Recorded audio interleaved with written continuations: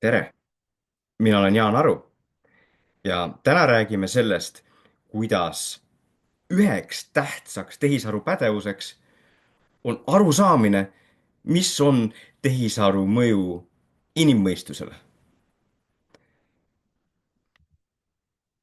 Ja esimene probleem on see, et tehisaru on siin, õpilased kasutavad seda, aga nad ei pruugi seda õigesti kasutada. Ühesõnaga, fakt on see, et tehisaru on olemas, teda kasutatakse ja temaga saab teha kodutöid. Ja õpilased teavad seda. Noh, näiteks suured uuringud, nagu näiteks küberpähkel, näitavad, et tehisaru kasutatakse koolides, põhikoolides ja ka gümnaasiumides päris palju. Ja iga õpetaja võiks teada, et tehisaruga saab ülesandeid lahendada ja et see tõstab ka sooritust. Ühesõnaga, õpilased saavad paremaid skoore, paremaid kodutöid teevad.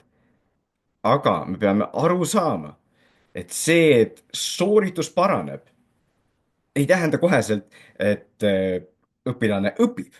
Sooritus ja õppimine ei ole alati sama asi. Niisiis, meie keskne küsimus on, mida teha, et tegelikult ka toimuks õppimine. Ja üritamegi täna aru saada, et kuidas siis saada õpilaste oskusi arendada, nii et nad tegelikult õpiksid tehisaruga koos. Ja et sellest mõelda, on hea korraks mõelda, et mida see GPT üldse tähendab. Võib-olla osad teist teavad, mis see GPT tähendab. Aga mina tahan, et te mõtleksite hoopis teistmoodi. Mina tahan, et te mõtleksite, et GPT ei ole mingi keeruline ingliskeelne sõnade kombinatsioon, vaid tähendab geniaalne, personaalne treener. See on see suhtumine, mida me tahame, et õpilastel oleks. Et nad saavad aru, et tehisaru on nende jaoks, see on selleks, et neid toetada ja et ta on nagu treener. Treeneri mõte ei ole ju teie eest asju ära teha, näiteks kui olete tantsutrennis, siis ei ole nii, et treener teeb teie eest sammud ära. Ta võib näidata, kuidas samme teha. Ta võib õpetada, kuidas samme paremini teha, aga ta ei tee teie eest ära. Ja samamoodi tehisaru võiks olla selleks, et toetada õpilast mõtlemis- ja õppimisprotsessis, mitte et seda tema eest ära teha. Ja siin slaidil on siis mõned näited. Teil on kindlasti veel palju paremaid näiteid oma ainevaldkonnast. Aga need on näited sellest, kuidas siis tehisarult võib küsida küsimusi, õpilane küsib, et tehisaru selgitab talle mingit asja. Noh, te kõik teate, mis see probleem on ju, et lihtsalt ei jõua kõigile 30-le õpetada seda ja vastavalt sellele, mis on nende küsimused ja nende mõtted. Nii et see on see ideaal, mida me tahaksime, et õpilane läheks, ta kasutaks tehisaru, nagu see oleks tema geniaalne personaalne tuutor. See on ideaalne, see on võimalik, selle poole peame Eestis sihtima. Aga probleem on muidugi see, et tegelikult seda ideaali on raske saavutada. Ja osad teist kindlasti juba teavad, miks seda on raske saavutada, eks. Ja tähtis on see, et see probleem, miks seda ideaali on raske saavutada, ei ole tehnoloogias. See ei ole tehnoloogiline probleem, vaid see probleem on inimmõistuses. Väga lihtsalt öeldes probleem on selles, et inimmõistus on tihtipeale laisk. Ma usun, et osad teist on väga usinad, aga te kõik oma töös olete näinud seda, et inimese mõtlemine on laisk ja vahel ka meie enda mõtlemine on laisk. Ja kuna inimmõistusel on selline nõrkus, siis tehisaru võimendab seda, et osade õpilaste jaoks esimene mõte, mida tehisaruga teha, on see, et ma lihtsalt kopeerin vastused sealt. Ma võtan selle kodutöö, ma panen selle tehisarusse, ma kopeerin vastused. Ja see ei ole mingi tont, mille olen välja mõelnud, vaid näiteks küberpähklis ja küberpuuringus küsiti, kui tihti sa teed seda, et sa lihtsalt kopeerid tehisarust vastuse ja selgus, et 30% 8.–9. klassi õpilastest ja tegelikult ka samamoodi umbes 30% gümnaasiumiõpilastest kopeerib iga nädal vähemalt ühe korra oma vastuse kodutööle tehisarust. ja venekeelsetes koolides on see probleem veelgi suurem. ja vist teil ei ole vaja öelda, aga õpilastele on vaja öelda, et tehisarust vastuste kopeerimine ei ole õppimine. aga see probleem ongi, et tihtipeale me ei tea ja me ei mõtle ja ammugi ei mõtle lapsed selle üle, et mis see õppimine siis on. Tänapäeva modernsem vaade õppimisele on see, et õppimine on midagi, mis on iseenda tehtud, iseenda suunatud, eesmärgipärane aimne pingutus. Need nüüd on konkreetselt minu sõnad ja võib-olla saab neid paremini panna, saab paremini sõnastada, aga mõte on see, et õppimine ei ole see, kui sa lihtsalt vaatad vastust, vaid õppimine on siis, kui sa ise teed, ise panustad sellesse vastusesse ja selle loomisesse. ainult nii on meil võimalik aiu õppida need aktiivsusmustrite jadad, mis on seotud lahendamisega. kui me lahendamist näeme lihtsalt, siis meil on aktiivsusmustrite jadad, mis on seotud lahenduse nägemisega, aga meil on vaja lahenduse tegemiseks neid aktiivsusmustrite jadasid õppida ja selleks tuleb ülesanded lihtsalt ise teha. siis me näeme, et on tegelikult kaks erinevat viisi tehisaru kasutada. noh, seal vahepeal on igasugu hübriide, aga need kaks on hea meelde, et ühelt poolt on see, et me kopeerime vastuseid. nagu ma näitasin, 30% õpilastest teeb seda iga nädal. ja teisel pool on see geniaalne personaalne treener, kus õpilane kasutab tehisaru, et talt küsida küsimusi. ja meie tähtis ülesanne ongi nagu saada rohkem õpilasi siia, et nad kasutaksid tehisaru selle geniaalse treenerina. see on meie ülesanne. mida me saame teha, et rohkem õpilasi kasutaks tehisaru niimoodi isikliku treenerina? ma usun, et sellele küsimusele vastamiseks peaksime esiteks nagu mõtlema, et miks üldse õpilased kasutavad tehisaru.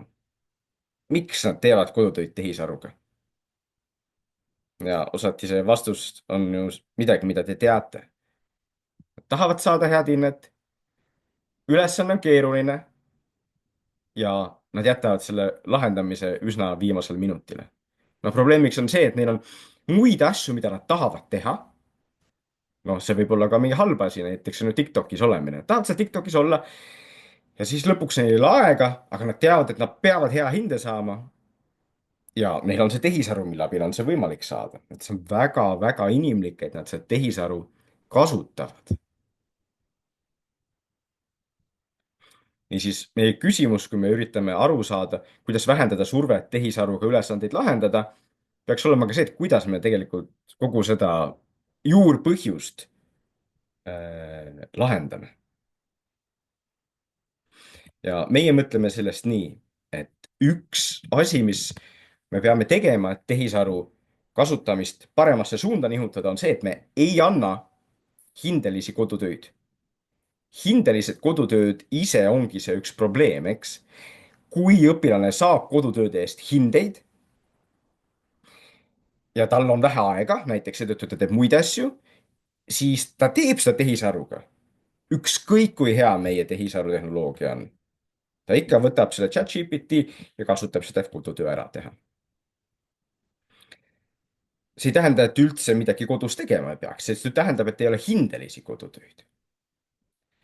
ja üks näide siis, kuidas seda kasutada koolis mõistlikult, on see, et meil on ümber pööratud klassiruum, kus kodus õpilased valmistavad ette tehisaru abil, aga kõik hindamine toimub koolis.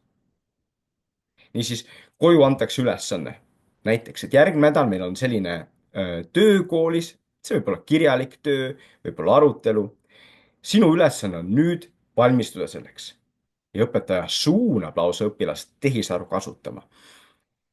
on hea, kui õpetaja õpetab mõned küsimused, mida tehisarult küsida, näiteks, et standardküsimus peaks olema, selgita mulle paremini või ma ei saanud sellest ühest kohast aru, selgita seda kohta paremini. õpetaja peab õpetama natuke küsima, aga et õpilane läheb koju, ta valmistab tehisaruga ette. ja siis tegelik nii-öelda hindamine ja töö toimub koolis, kus see töö võib olla kirjalik ka, lihtsalt hinnatavat kirjalikku kodutööd pole mõtet teha, aga see ei tähenda, et koolis ei võiks teha kirjalikku tööd. see võib olla suuline vastamine, võib-olla arutelu. aga just, et tehisaru abil on kodus ette valmistatud ja kooli tuleme kokku, et hakata neid asju arutama. ja näete, muidugi õpetajal on siin hoopis teistmoodi roll, eks õpetaja peab olema see, kes tabab ära, millal mingi tehisaru soovitus on vale olnud, aitab seda diskussiooni juhtida. aga see kõik näitab, et põhimõtteliselt on meil võimalik mõelda sellise mudeli peale, kus tehisaru toetab, mitte ei pidurda mõtlemist. niisiis kooli ülesanne on tegelikult anda selliseid mõtlemise nippe, osati muuta seda struktuuri, kuidas me üldse hindame, eks, aga lisaks anda selliseid lihtsaid nippe ja printsiipe. ja üks nendest võiks olla see, mida me teame ju võib-olla ülekäiguteede juurest. peatu, vaata, veendu. tehisaru kontekstis tähendaks see, et me soovitame õpilastel see fraas meelde jätta ja esiteks peatuda. kui kodutöö on, et siis proovida ise. no ma arvan, et tegelikult see peaks olema mitte pool minutit, vaid rohkem, et õpilane tõesti prooviks ise ülesannet lahendada, eks. teiseks, et kui ta vastus on valmis võetud, siis ta võib vaadata, mis tehisaru on pakkunud ja ta võib seda osati kasutada, aga et ta saab aru, et ta peab nagu võrdlema oma vastusega. ja tehisaru üks viga on muidugi see, et ta teeb vigu. seega õpilase üks roll oleks ka veenduda, et see tehisaru antud vastus on tegelikult mõistlik. nüüd see kõlab lihtsalt, see ei ole tegelikult niisama lihtne, sellepärast et kui õpilasel ei ole teadmisi, siis ta võib küll peatuda, aga ta ei suuda ise ülesannet lahendada. kui tal on nii palju survet vaadata hoopis telefoni, videomänge mängida, siis ta võib küll teada seda reeglit, aga ta ei tee seda, eks. nii et see on nagu, see on nipp, mida me võime anda, aga ma ei ütle, et see midagi iseenesest lahendab. tähtsam on see, et õpetaja koolis valmistab õpilased hästi ette ja tõesti, et võib-olla kasutada rohkem seda ümber pööratud klassiruumi, et üldse ära võtta see surve tehisaru abil koduülesandeid ära lahendada. niisiis, siin on meie kokkuvõttev tabel. ja nagu me oleme näinud, siis ei ole nii, et tehisaru automaatselt tuleks alati positiivne või alati negatiivne. see sõltub inimmõistusest, see ei ole tehnoloogiline küsimus, see sõltub sellest, kuidas inimene kasutab. me oleme rääkinud seda, et üks probleem on see, et meie mõistus sunnib meid nagu kiiret lahendust leidma ja siis me tihtipeale kopeerime selle vastuse. aga tehisaru saab hästi kasutada, saab kasutada enda arendamiseks, õppimiseks, isiklikuks treeneriks. me tahame seda saavutada. niisiis, me tahame, et tehisaru arendaks mõistust, mitte ei asendaks seda. ja osati me saavutame seda nii, kui me muudame seda, et mida me üldse koolis väärtustame, eks. et me ütlemegi algusest peale, et me väärtustame seda, et inimesed mõtlevad ise, vahel teevad vigu, vahel mõtlevad valesti, aga see on tähtis, sest ainult siis nad suudavad ise midagi välja mõelda, ise oma valikuid teha, ise vabad olla. samas, kui nad kogu aeg lahendavad nii, nagu tehisaru pakub, siis nad ei ole vabad. Nad ei tee oma otsuseid alati ise ja nad kaotavad võimekust mõelda. seega kokkuvõtlikult, kui me tehisarust räägime, siis on tähtis aru saada, et see inimlik komponent on keskne.